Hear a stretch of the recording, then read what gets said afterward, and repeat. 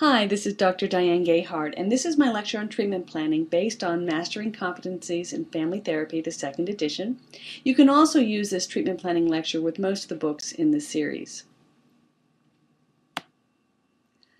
So, developing a treatment plan is one of the most basic skills in mental health, and it'll be one of the most frequent documents that you will complete when working with clients, and virtually all third-party payers, as well as your supervisors and standard treatment, standard practice, requirements in general, will request a treatment plan. And treatment plans are something that you develop after you've spent some time conceptualizing what's going on with the client from a theoretical perspective, whatever that perspective might be, as well as having done a clinical assessment and ruling out crisis issues and identifying key clinical issues that need to be addressed. And so you need to have identified real clearly, conceptualize the case, and often that's the problem. If you're solution focused, that will be the solution. But conceptualize the case from your theoretical orientation and also conducted your clinical assessment. Because without those pieces, you're not going to be able to develop a treatment plan that's going to be really useful to you as the clinician. Yes, you can, I think, actually develop a plan that says reduce depression, and some insurance companies will pay on that alone, but that's not going to help you, the clinician, learn how to, help a client reduce depression. There are like 1,000,001 ways, which may scare you or may make you happy, I'm not sure, to help a client reduce depression. And the question is, how are you going to help this client do that?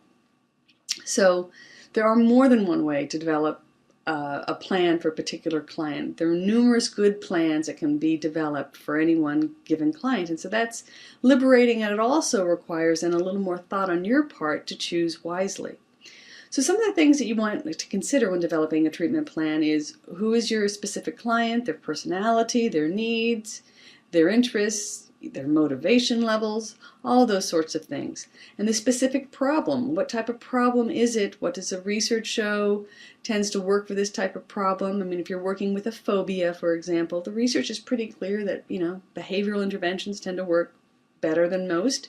So that's also another thing to consider.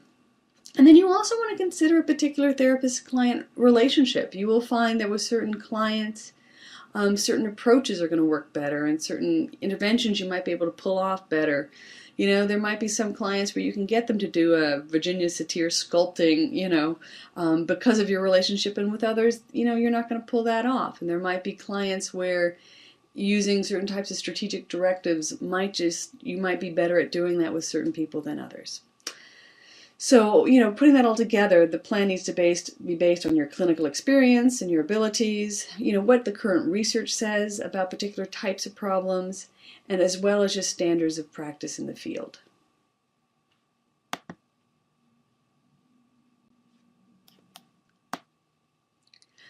The nice part about going into the history of treatment planning is that it's relatively short, so there's not a lot to say. But basically, if you look through most of the psychological literature, you're not going to find a published treatment plan that looks like what third-party payers like insurance companies are asking for, which is kind of puzzling when you think about it. So where in the world did this idea for developing treatment plans in the way we've come to know them, with goals and interventions, sometimes with goals, objectives, and interventions, several layers, where did this come from? And the answer really is the medical community. And it's a practice, especially the form that it takes from modern contemporary mental health, the form that it takes really comes to us through modern medicine and how treatment plans are written up in the medical world. So most of the early treatment plans in mental health are very what I would call symptom-based treatment plans. It just simply focuses on reducing clients' medical symptoms. And the purpose for this was for insurance companies to have a standard format across both mental and physical health. And the problem with these standard, reduce depressed mood to no more than, one mild episode per month, or reduce panic to, mild episode once a month, this type of kind of common mental health treatment plan, which is only focused on reducing psychiatric symptoms from the DSM. Those type of treatment plans are useful in a medical world or useful for insurance to understand, what's being paid for. The problem with those is that they really don't give the therapist, the mental health clinician who is doing psychotherapy or family therapy, any type of real guidance as to what to do in sessions. So, okay, reduce depressed mood, reduce ADHD symptoms. So how are you going to do that, and how are you going to conceptualize what you're doing? And the other thing that happens with these more medical symptom-based plans is that you tend to underlies your theory and conceptualization. And it is easy, once you have a caseload of 30 clients and you've got to get your paperwork out and you're pressed for time and you're running from one session to another, you often fail to assess the larger picture. And I think the most classic example is ADHD. And oftentimes, parents will, drag their kid in, because the school teacher said my kid needs to be assessed for ADHD, and maybe the pediatrician's already put them on medication. And so the therapist might rush off to do, reduce, distractibility, reduce hyperactivity, types of goals, and just focus on the child. But very often what you will find is, because the therapist didn't take time to actually assess the family system and its functioning, you may find that there are real problems in the family system. For example, there might be almost a reversed hierarchy where the parent's not able to set effective limits and consequences. Or there may be serious parental conflict that's going on that might be impacting the child's behavior. Or there may not be a significant enough emotional bond or connection or attachment that might be part of the issue. And so basically the therapist is going to charge off and try to go and address those, very surface level ADHD symptoms and really miss the bigger picture, which might be a family systems issue. And I recall once where this was just so painfully presented to me. I had a couple come in. They were coming in for couples therapy, but they had a son who was 3, 4, maybe 5, somewhere in that range, and the child was literally bouncing off the walls, like literally slamming his body against the walls. And in the first couple of sessions, when we had some family sessions, and after I did about 8 weeks of couples work, we brought the family back because there were also some family issues, and the child was totally different. And none of those, quote unquote, what the pediatrician was thinking were ADHD symptoms were actually there when the couple was able to get their conflict managed. So it's a good example of how important it is to do a more comprehensive case conceptualization, not just a basic clinical assessment. You need to take a step broader to really understand the full context before you charge in trying to develop your treatment plan. So on the other end of the spectrum, you have what I would call theory-based treatment planning, and that is when you're using theory to create more clinically relevant treatment plans. And I have an earlier book of this title about how to develop these. The problem with these plans were that oftentimes then I was finding that therapists and students were having trouble identifying how the changing these theoretical concepts and helping clients, for example, become more differentiated, would linking it up to depression or anxiety or the clinical symptoms then that many of the third-party payers wanted. So the solution that's in this book is a both-and model that I call clinical treatment planning that is going to integrate both the theory-based treatment planning concepts as well as symptom-based plans, including the element of measurability that often is required by third-party payers. So this is a pretty comprehensive treatment plan, more comprehensive than most third-party payers would ask for. But I do believe that when you, especially as newer therapists in the first 5-10 years of practice, put together such a plan, it's much more comprehensive and much more useful to them than either type of symptom or theory-based plan alone.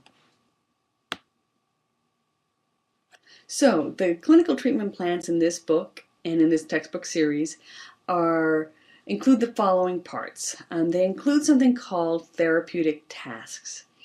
And what these are just core therapeutic practices that you're going to find across all theories. And these there are going to be more of them in the beginning. These are relatively formulaic, but they are so important because if you don't have these basic foundations, which include a therapeutic relationship and assessment and goal setting, and managing case issues, you are going to probably not get very far. So these are the very important, and I've pulled these out from the client goals because generally insurance companies do not want to see therapeutic tasks down as one of your early phase goals. So these are pulled out separately, more to help you conceptualize what you're doing, remind you of what you need to be doing, and to separate it out from the client goals, which are the things that you are going to more or less be sending into insurance companies once you get to that point. And so client goals are very specific, and they are put into, they draw from your case conceptualization and identify what type of either interpersonal or personal dynamic that you're going to change based on your theory. Each theory, I promise you, has some kind of dynamic they're trying to change, and then you link that up to how it's going to affect the clinical symptoms. So we're going to go into more detail on that. These treatment plans also include interventions, and as well as a short section on client perspectives to just encourage the therapist to reflect upon how might their client receive this wonderful plan that they've put together, and to just kind of help you think about whether you've actually created something that your client is going to be on board with, and it's just a check for that. So in this next section, we're going to go into a little more depth on therapeutic tasks. So writing useful therapeutic tasks it's an important part of the process, and I would say it's actually one of the easier parts of the treatment planning process, but it's also very important. The nice thing about therapeutic tasks are these are tasks that are similar across all theories. So no matter what orientation you're working from, these therapeutic tasks are really a core component. And in many ways, I consider them the training wheels of the plan, in the sense that when, like as I mentioned earlier, when actually submitting to an external third-party payer, you may not have all these details, but they're very, very essential, and they're a very important part, and especially for those in training or early in your career, it can be helpful to be reminded of each of these things. To a certain extent, there is a formulaicness about these, which makes them a relatively easy part. And so it's a great place, though, to also think about how you are going to be adjusting what you do to address specific diversity issues. And that part is really the more tricky part. And just think about how, based on client diversity, and the diversity across the therapist-client dyad, that you might need to adjust some of what you do. So this is a place where you can reflect on that before you start. So the initial phase of therapy has the most therapeutic tasks, and maybe that makes a bit of sense when you think about it, because it's when the therapist is setting up the whole counseling therapy process.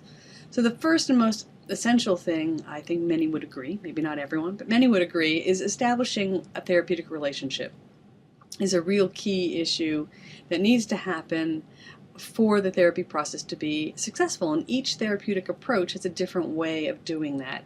And so in this treatment plan, you have an opportunity to identify specifically how you're going to do that with a given client using your theoretical orientation. The next therapeutic task is all approaches have some way of assessing individual, family, and social dynamics to concept. So basically this is your case conceptualization and assessment of what's going on and conceptualizing. And each approach has a unique way of doing it. In fact, this is one of the key areas where we see differences across theories. Next, developing treatment goals.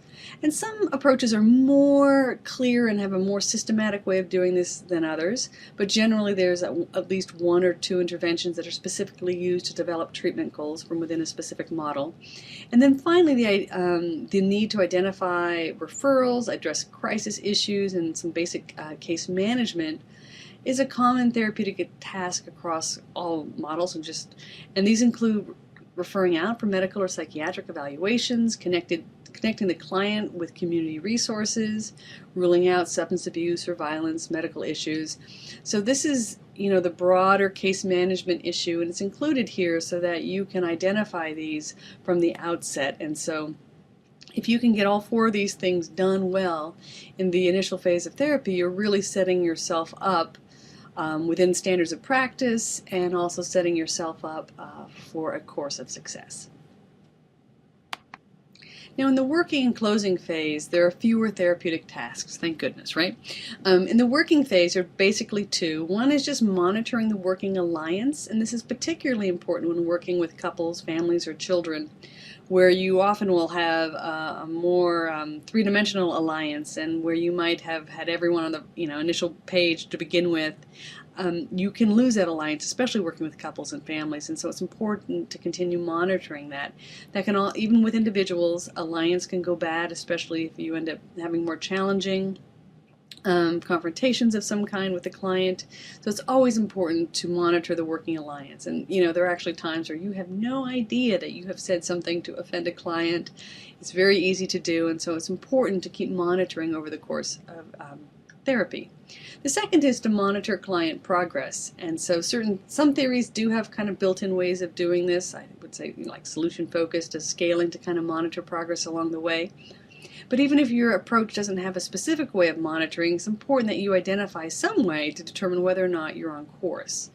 And then finally, in the closing phase, it's important for all therapists of all theoretical orientations to identify some kind of plan for how to maintain gains. Often this is called an aftercare plan. So how is a client going to identify if things are going downhill, and if things start kind of regressing, going back downhill again, what's the plan of action for the client? And it's useful to identify what they can do besides calling you to come back for more.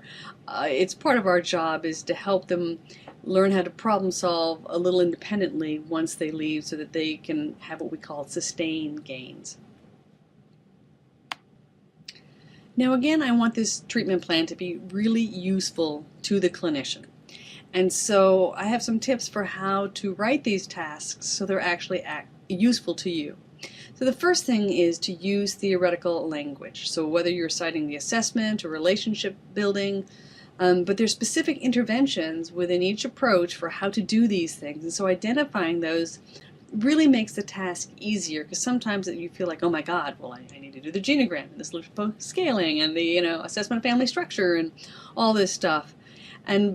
But you want to try, when you're working within a specific theoretical orientation, you can use what that orientation gives you to do a pretty comprehensive assessment in most cases.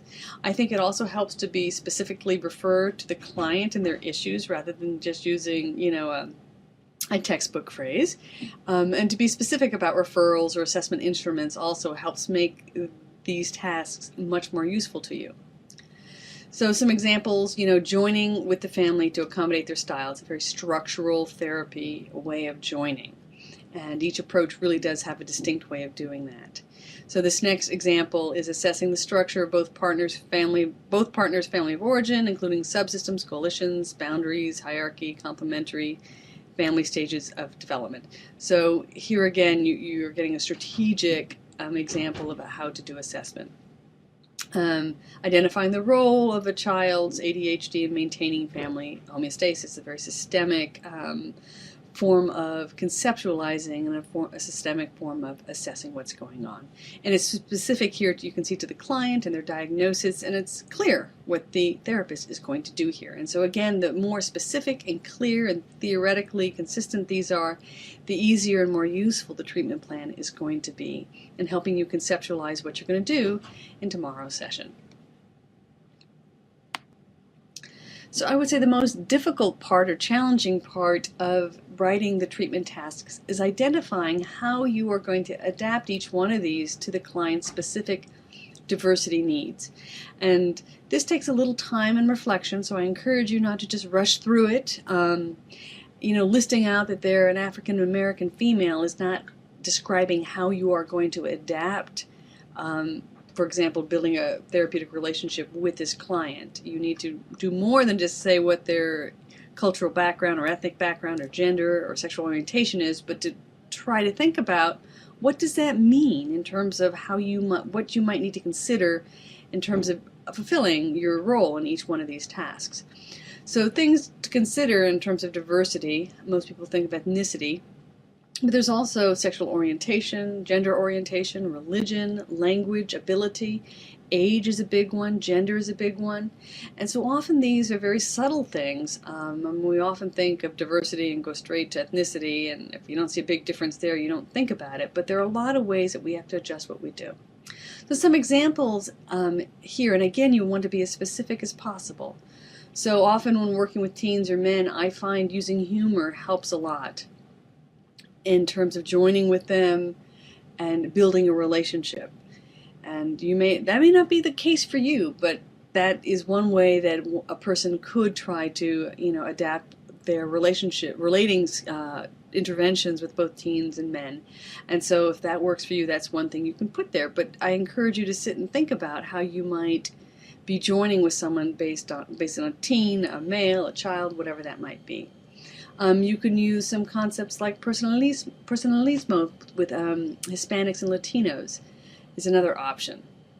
Integrating spirituality or religious beliefs and or resources can be useful when you work with clients who have either strong spiritual or religious practices to draw upon. Those can be really wonderful resources in terms of helping you helping you help your client in the process.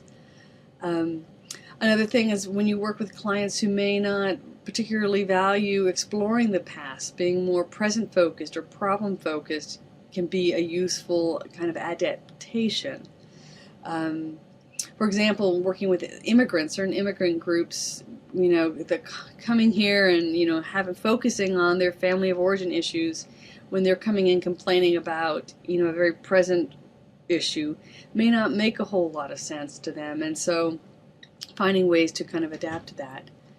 So again, also when working with gay or lesbian, bisexual clients, to often identify family of choice rather than just family of origin or family of procreation, because oftentimes they have more of a family of choice of friends that have become more of their family system, and because in some cases their families have rejected them and cut them out, and so they have what's called family of choice, and that needs to be assessed when working with clients who have, basically more of a family of choice and a family of origin. So these are some examples, and it is infinite and endless how you can adapt what you're doing for diversity, and some of that has to do with you and your own gender and ethnic background and sexual orientation or gender orientation. All of these are part of what you might need to adapt in terms of working with clients to think about this. And so this is a really difficult part of the plan to fill out well, and I think it's really worth it because we often give a lot of lip service to diversity, and yet doing it is really challenging and requires some reflection. And so I really invite you here to take some time with these and think about how the clients' diversity factors, and as well as your own, and the intersection between those two, how is that going to how is that going to affect what you're doing in session? So again, that is what is meant by the diversity element and the diversity notes with the treatment tasks. So next we're going to talk about client goals. And I will be honest with you, this is generally the most difficult part of the treatment plan to write. It's also the most important part. But really it comes down to, if you have a clear conceptualization, they're much easier to write. And so that's really, because the client goals, you just can't sit down and write them, out of thin air. To write really useful clinical client goals requires a fair amount of case conceptualization. But once you get the hang of it, they're really useful, and it gets easier as you go along, I promise. So client goals are really the key element, the most basic element, the most essential element of any treatment plan. And if you have a bare bones treatment plan, this is all that would be on it, would be those basic client goals. And this is really where you focus treatment and where you clarify, how you're going to conceptualize what you're going to do and what changes actually need to happen. And so that really, and then when you think of goals, you really want to think of what is it that needs to change? What dynamic, whether it's internal or relationally, needs to change And so that's the key thing here. And so basically, if you have a very clear case conceptualization, these will be relatively easy to write. And if your conceptualization isn't crystallized yet, these definitely become more difficult. But this is really where you begin to link your theory to the symptoms to the intervention. So this is where it all gets linked up together and all the pieces come together. And that's why I say they're the most challenging to write, but they're the most useful also.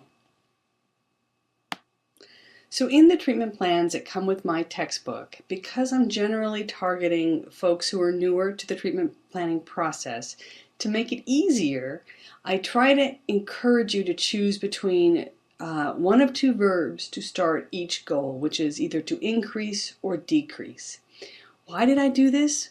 It is because increase or decrease, however you finish that sentence, and sometimes it is a little awkward because sometimes, maybe you want to use the word improve instead of increase or decrease.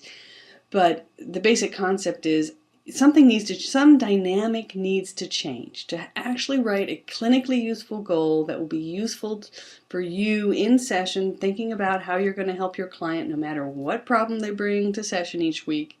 If you think in terms of I need to increase this quality or dynamic and I need to decrease this quality or dynamic in order to address a particular problematic symptom or to reduce a problematic symptom, that fundamental structure will always help you develop a very useful clinical goal. So as you get more comfortable with this, feel free to use another term instead of increase or decrease, and certain dynamics kind of might lend themselves to things like improve is another one I think that works well. But the key here is to have something change, because sometimes what happens is people get tempted to write something along the lines of, I'm going to externalize the problem symptom. Well, that's actually that is actually an intervention, and it's not clear, so you're externalizing what would be the purpose of doing so. Or to reframe something. The question is, so you're reframing, that's great, it's a technique. It does sound like you're doing something, but it's not clear what problem dynamic that was identified in the case conceptualization is going to change because of the externalization. So an example here is to increase the strength of the diffuse boundaries with partner and at work in order to reduce depressed mood and anxiety. So here you've got someone who's got some depressed mood and anxiety coming in, and through the case conceptualization, one of the things that the person identified, who was working from a structural family therapy approach, identified that diffuse boundaries were a part of the problem. And so one of the goals, logical goals therefore, is to increase the strength of the diffuse boundaries, or you could also put in the increase the clarity of boundaries, but then we don't know whether they were rigid boundaries or diffuse boundaries. So here it's very clear that there were diffuse boundaries, and we're going to strengthen them is the term you can use with both the partner and at work in order to reduce the depressed mood. So this kind of wraps it all up. And what's nice about this is no matter what the client comes in to talk about next week, you can have in your mind, you're listening as they're speaking for ways to where they may be having problems with diffuse boundaries, and then that will focus you during the session. So whether they come in complaining about their partner or work, from your assessment, at least at this point, oftentimes those assessments kind of evolve and change as you go along, but initially starting out at this point in your treatment planning, you'll be listening for examples of diffuse boundaries and ways that you can help strengthen that. And so this is where the goals, when they're carefully conceptualized and detailed enough that they become really useful, especially in your first few years of doing therapy as you're trying to figure out what to focus on, because there isn't literally an infinite amount of potential things to focus on when a client comes into session. And these goals help you focus as the client is speaking, so no matter what they bring in, you feel confident and you have a purpose and a focus that's consistent from week to week, and so you're more likely to see progress that way. So each phase of the treatment plan has different types of goals, and also depending on the theory, there can be different types of goals also. So generally in the initial phase, the client goals are generally going to involve any type of stabilizing any type of crisis symptoms or potential crisis symptoms, such as self-harm, if there's been suicidal ideation, if the conflict between a couple is, fairly severe. You could focus on that. And if there aren't any immediate crisis symptoms, then oftentimes what most therapeutic approaches would advocate is finding some way to kind of reduce the most severe symptoms early on so that the client has some hope, generates hope. This is kind of activates common factors of hope. But generally you pick something that's a little bit doable in the first month that the client can see some changes, and that's generally what most approaches, theoretical orientations, would advocate for. Now in the working phase is generally where we see the real work happening. And this is where you're going to address most of the dynamics that are creating or sustaining the symptoms or problems that the client came to therapy for. And so these are the goals that third-party payers are most interested in. These are the ones that are actually addressing, if there's a diagnosis, the identified diagnosis. And also for clients, this is going to be generally targeting, depending on your theoretical orientation, of course, the big things the client has come in and complained about. Finally, in the closing phase, this is where your theoretical orientation often comes to the fore, and that's why when writing a treatment plan, it's important to try to pick one clear theory, a primary theory that you're working from, because that's going to inform the closing phase most significantly. Because many theories will have some kind of theory of health, what it means to be a healthy human being and functioning well. And so oftentimes these are not the presenting problem that the client has brought in, but more what the theory would say: the client needs to work on these things in order to, be less likely to need professional services down the road. So this is where you put the theories of health that are identified by your particular approach that you're working from. And also here, this is where you might put larger, more global, long-term issues that a client has brought in. And I will tell you, quite frankly, often it's hard to predict what the later phase goals are going to be, because maybe you come in, you start working on the relationship with the children, and then towards the end it becomes very clear that we need to do some work with the couple and or extended family, and so it kind of emerges from there. So the closing phase generally will focus on some other broader issue. Like I said, if it's children, you might focus on the marriage. If it's, or it could be vice versa, or if it was very relationally focused in the working phase, you might add some more personal growth goals in the closing phase. But this kind of rounds out the whole thing. Now, there are some briefer therapy models where there isn't a theory of health that encourages them to do any broader goals, and the theory itself is kind of like fix the presenting problem and then terminate them. That's more the MRI approach. And so for those models, your closing phase goals will specifically be targeting the presenting problems. So in terms of preparing to write the goals, I have some suggestions, and you can probably tell already if you've read part of the book, I like to have little structures to help people put the pieces together as easily as possible. So the first thing I would recommend is that you complete a case conceptualization, at least a theory-focused case conceptualization, and a clinical assessment to identify themes. And we're going to see the goal. We're going to go into a goal writing workshop where I have little columns where you can put this all. For people who like organization, this could be helpful. So we'll do that in just a moment. And then you want to identify any crises and the presenting problems. So the crises, again, are going to be addressed in the initial phase, presenting problems more in the working phase. And then again, you want to start identifying or thinking about those long-term goals from your theory of choice, if those exist. So that's what we're going to do. And now we're going to look at the worksheet to help you put all these different pieces together. So here's the key portion of the goal writing worksheet. It's a little more extensive in your book. But the main thing I want you to do is to start by listing out identifying the presenting problems and or complaints that the clients are bringing in. These are the things they're having trouble with. This is why they're coming to see you. And I want you to put that out on a list, and then I want you to complete your case conceptualization and then identify the systemic dynamics using your particular theory of choice. So like you're looking at boundaries and hierarchy if you're structural.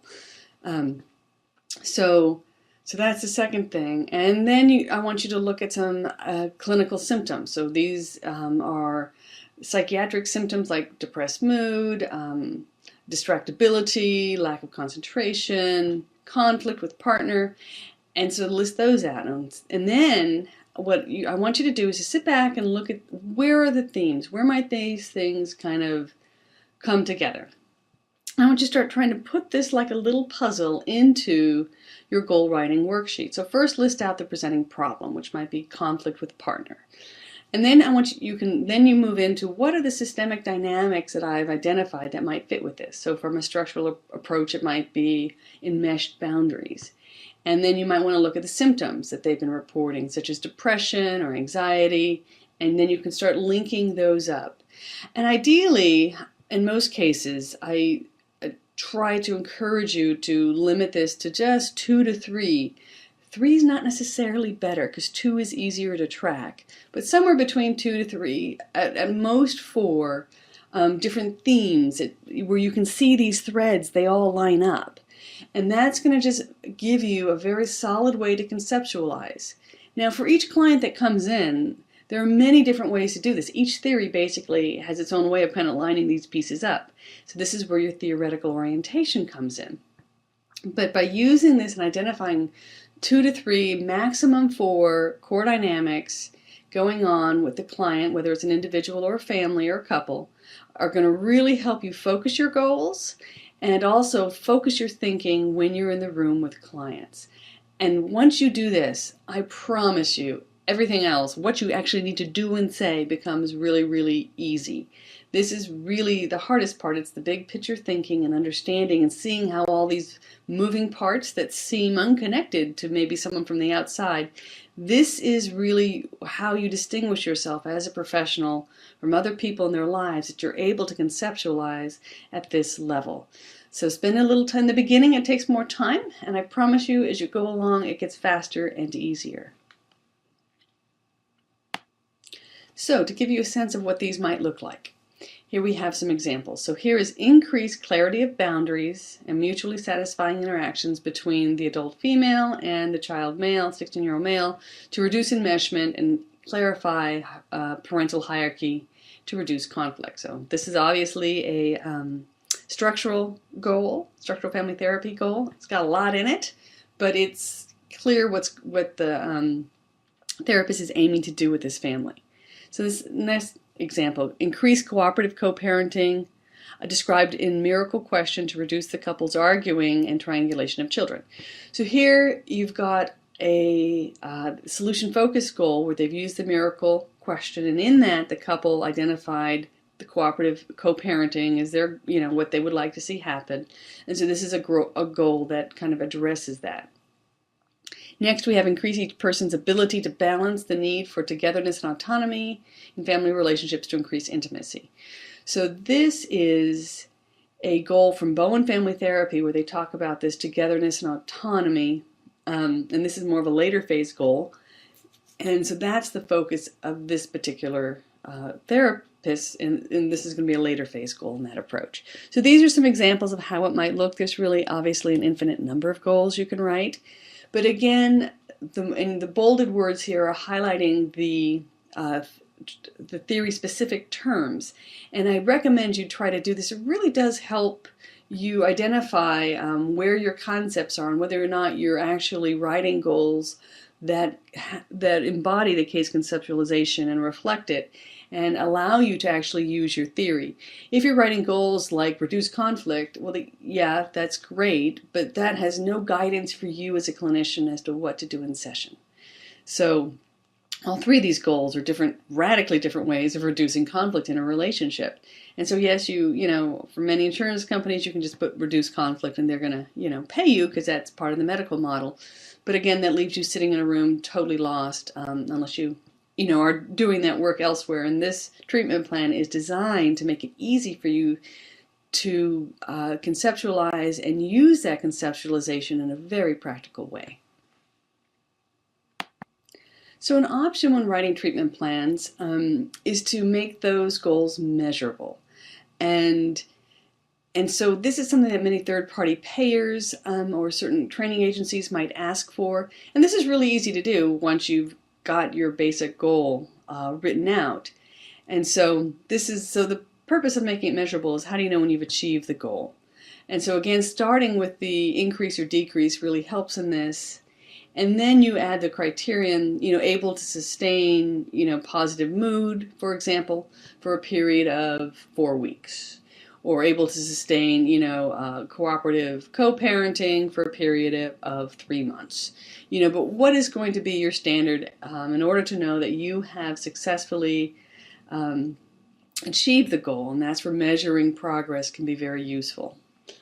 And again, this normally it takes just a little bit of practice or maybe some supervision to get a good sense of what's reasonable, but this is something that's relatively straightforward and relatively simple to set those goals. It just takes a little practice to get a sense of what's realistic.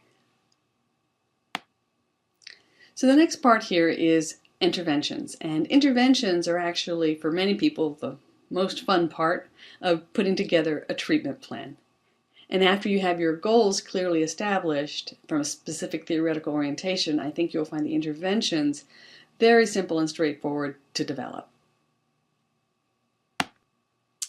So in terms of writing useful interventions, there's some basic guidelines I want to offer you. First is trying to use specific interventions from a chosen theory. So if you have a goal that's got theoretical language in it, it's really makes sense and makes it much more simple to use specific interventions from that approach to achieve that goal, because in the end that's what they were designed for. It also helps to make the intervention specific to the client. So when you're writing interventions, to specify if you're going to do an enactment, for example, who's the enactment going to be between, so to be very clear who's involved and what exactly you're going to do. The more specific, the more useful to you, because that means you put a little more time into thinking about what this would look like for a particular client. And again, including exact language whenever possible. So if you're thinking of perhaps reframing or externalizing the problem, to put some potential language that you might use to do so, also helps you just think through this in a little more depth. And if you do have a supervisor reading your treatment plan, they can give you much more useful feedback if you include some of this, because they have because you're more specific, they can be more useful to you. And the last part of this treatment plan, which is of course optional, is to put in the potential client perspective. And this is an invitation for you to think about how your client might respond to this treatment plan if you're not actually, generally you would not hand a document this detailed to your client. Hopefully you're going to discuss elements of it with your client, and this is a chance for you to encourage you to actually ask them and then also reflect upon what might they think about this plan you've cooked up for them. So the section on client perspectives invites you to think about what parts might they specifically agree with, where might there be some differences, and how might you accommodate this different perspective. And so therapists are generally encouraged to discuss their treatment plans directly with clients to make sure there's a shared understanding about the goals, strategies for change, outcomes. Most clients feel very reassured to hear that their therapist has a plan, has some ideas about what needs to change. Now, generally, when you talk about plans with clients, you probably don't want to use real technical, language with those clients. You want to put it in terms that they can understand, and you want to make sure it seems like, and to get their feedback. So, saying, I think we need to, reduce enmeshment between you and your child, that may not be something that your client actually understands, and that again can depend on level of education and background and such, but talking about, it seems like you and your son, that there's too much overlap in terms of how you expect each other to both feel the same and think the same way about things, and or maybe there's not enough parental hierarchy, so that, you might use that term and then define it for them and to say, so like when you tell your son to, pick up his toys in his room, you get, angry, defiant response, and you would like to have a different type of response. So to, give an example, put it in language that they really understand, and make sure that the client's on board, and make sure the goals are defined reasonably. Like some parents would like 100% compliance from their children all the time. I generally do not define that as a realistic goal for parents. And so also sometimes it just helps to get clearer expectations. You know, some couples would love to never have a fight. And for some couples, that's really not a realistic goal or a useful goal, but potentially, depending on your perspective. So to have conversations about the goals, at least in general terms, that clients understand is very important. Now, some agencies have moved towards having the client sign the treatment plan to ensure that it's been discussed and agreed upon, and in which case you would probably use less technical language on the treatment plan that you would hand to a client. So, and again, if you are going to use part of this model with a client, I just recommend you delete all the treatment tasks because that's more information than they actually need to know. But again, I think having a lot of therapists just kind of charge in and start trying to intervene, and they don't take the time to actually explain a little bit about what they're doing, what the goals are, and often that gives clients a greater sense of hope. They may feel heard and understood, and to give confidence and to have confidence in the therapy and the therapeutic process by having discussed the treatment plan in one form or another. So now that I've walked you through the treatment planning phase, I would like to just take a moment to put treatment plans into perspective and to step back and think about this in the broader scheme of things.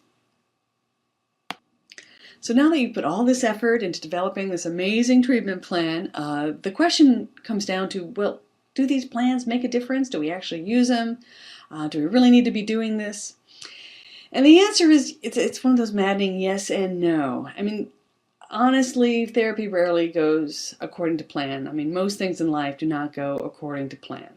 But treatment plans are helpful anyway, whether you're a seasoned clinician, but especially if you're newer in your career, and I would define that as the first 5 to 10 years, that treatment planning really does help.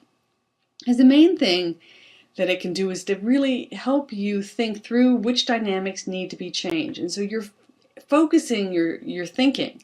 And so clients will come in, and oftentimes it may feel like they're running all over the place, telling stories, and you kind of feel like, herding cats or something like that. But by having a treatment plan that's clearly grounded in a clear case conceptualization with 2 to 3 core dynamics, sometimes even just one core dynamic, no matter what the client brings, this treatment plan has enabled you to sift through what they're saying, focus, and be more useful to them generally, because you have thought through what types of things might need to change in order for their life to be better. And so that's the real utility of the treatment plan. And so also by doing that, I think a lot of, especially newer therapists, and I define newer as in the first 5 years of practice, their anxiety goes down. They are more confident. There's clarity of thought. They're able to draw more easily from the knowledge that they already possess. It's much easier to figure out what intervention to use. And so it also grounds you in your theory. You're actually able to use that theory to guide you through the session. So in many ways, I think by developing thoughtful treatment plans based on case conceptualization, tied together with the client's voice and their perspective, as well as tied together with clinical symptoms that they might be complaining about, by putting all these pieces in a nice, neat, organized way, that therapists become much more effective and they're less anxious, and basically your job is much easier. So I hope this lecture on treatment planning has been useful to you, and that you find in the future that it really helps you to become a better clinician because you've taken some time to do some long but thoughtful treatment plans.